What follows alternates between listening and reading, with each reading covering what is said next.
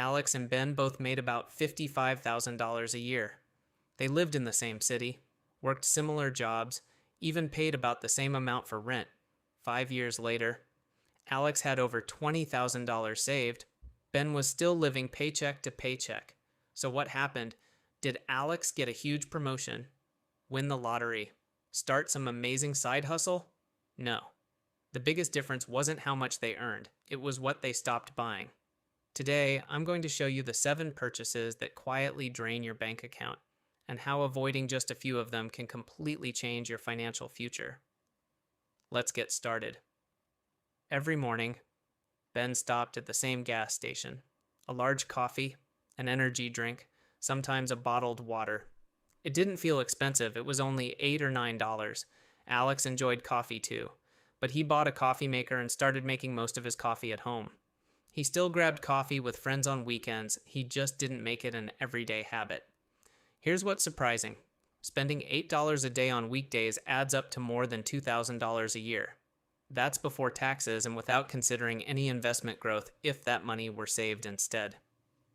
Alex wasn't depriving himself. He simply asked one question every morning. Is this purchase worth delaying my financial goals? Most days, the answer was no. A few months later, Ben looked at his bank statement. He noticed something interesting. Streaming services, music apps, cloud storage, fitness apps, premium memberships. Most were small charges. $10 here, $15 there. None of them felt like a big deal. Together, they added up to more than $80 every month. Alex had subscriptions too, but every 6 months. He reviewed every recurring payment. If he hadn't used it recently, he canceled it. One simple habit saved him hundreds of dollars every year. The hardest part about subscriptions isn't the price. It's that they quietly become invisible. Money keeps leaving your account, even when you're no longer using the service. By the end of the first year, neither Alex nor Ben felt dramatically different. They still worked together, still earned similar paychecks, still drove similar cars. But behind the scenes, Alex had quietly redirected thousands of dollars.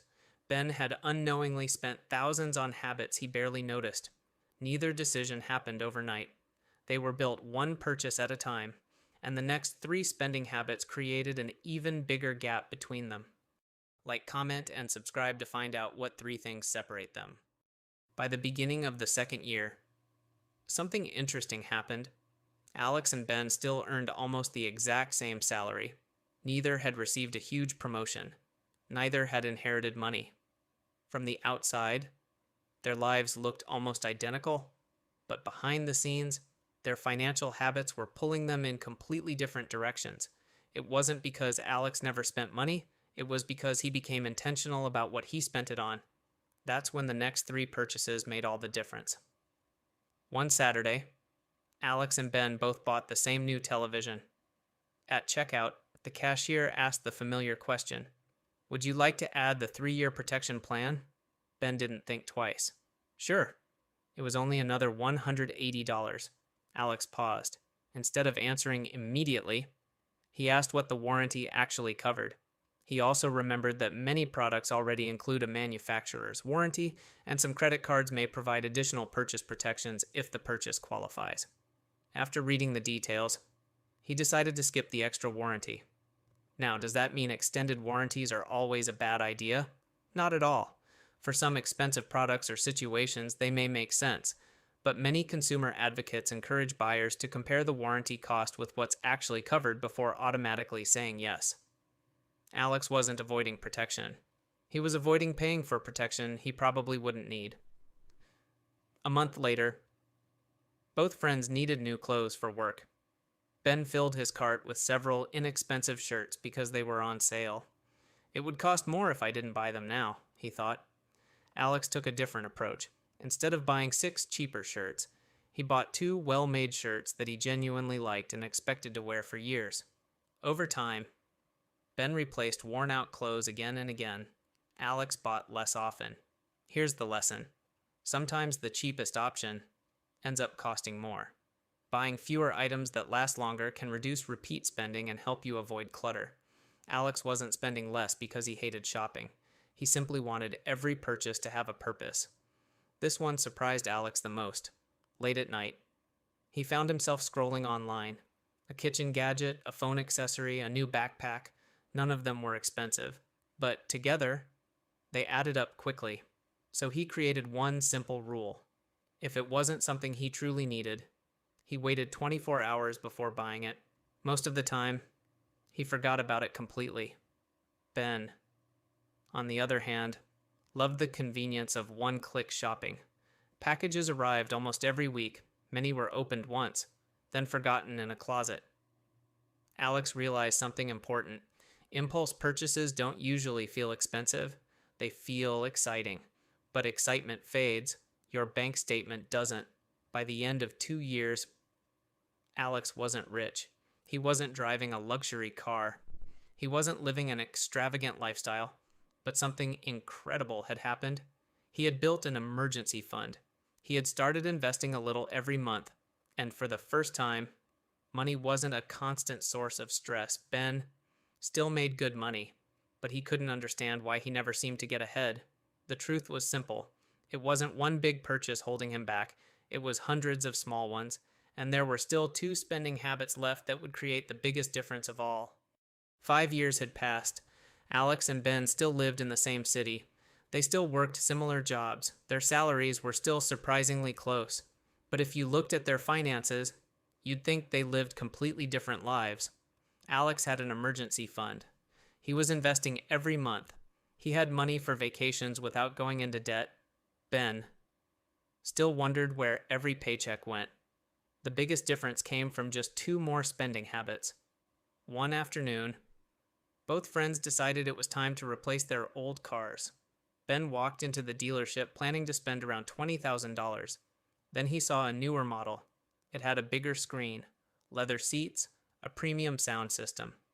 The salesperson smiled and said, "It's only another $180 a month." That didn't sound like much, so Ben signed the paperwork. Alex also bought a newer car. But before walking into the dealership, he decided exactly what he could comfortably afford. When the salesperson showed him more expensive models, he politely said no. Here's something I've learned. Many people don't shop based on the total price. They shop based on the monthly payment. But a lower monthly payment can still mean paying much more overall if the loan lasts longer or includes more interest. Alex wasn't trying to impress anyone. He wanted a reliable car that fit his budget, because every extra dollar going toward a car payment was one less dollar available for his future goals. This was probably the hardest lesson for both of them. Ben loved keeping up with everyone else. The newest phone, designer shoes, expensive watches, the latest gadgets, every purchase made him happy. For a little while, Alex liked nice things too. But before buying something expensive, he asked himself one question. Am I buying this because I want it or because I want other people to notice it? That one question changed almost everything.